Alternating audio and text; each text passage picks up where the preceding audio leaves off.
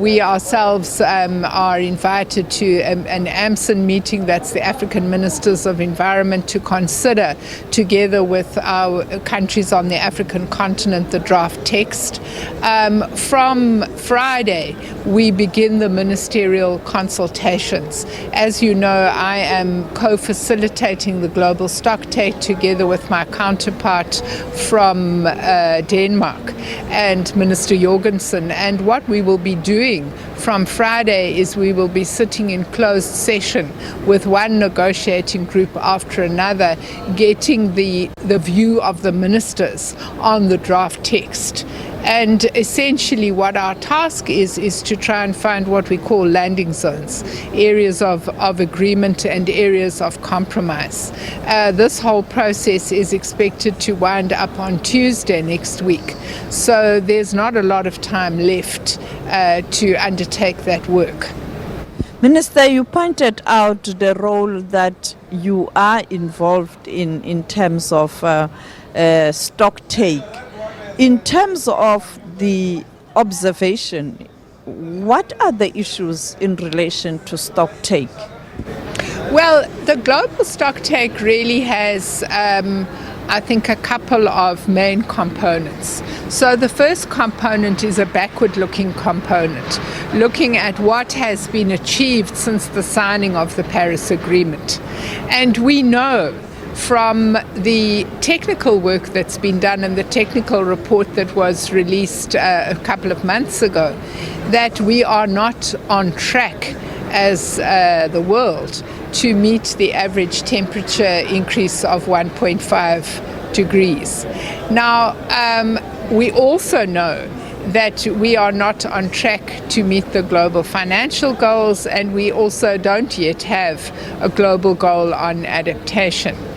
And I suppose part of our role as facilitators will have to be to understand why there are shortcomings.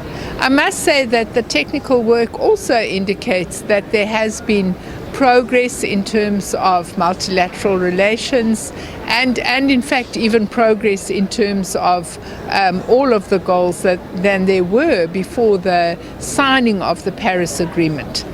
So once we have reached an understanding as to why these goals haven't been achieved, we would need to have a forward-looking perspective and to be saying, how does our understanding of the past inform our approach to the present and, of course, to the future NDCs, which are due to be submitted to the UNFCCC in 2024. And these would be NDCs that go up to 2035.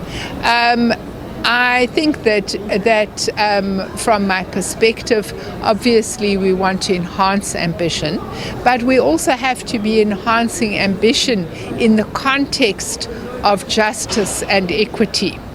And when we talk about justice and equity, we're talking about the national circumstances of countries, particularly the different circumstances of developed and developing countries. And we are also talking about the issue of what are the respective capabilities of developed and developing countries for achieving our climate goals. It looks like the developing countries are really being pushed to move with speed, even though they have a unique case. I listened to John Kerry during the media briefing. You can hear the pressure. Yes, look, let's start off from the perspective that science tells us that we are running out of time to have major interventions. But I suppose the big issue that we all have to confront is, how do we enable developing countries to meet their sustainable development goals in the context of achieving climate resilience? And in that context, knowing that developing countries are already heavily indebted, knowing that most of the finance that is available is loan financing, and knowing that finance is not like water, it doesn't automatically flow downhill.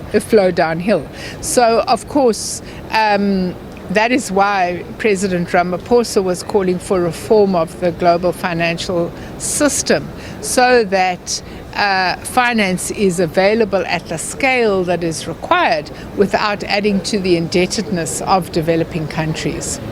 Thank you so much, Minister, for your time. Clearly, the negotiations will start with earnest on Friday when the ministers are discussing the documents, but time is running out.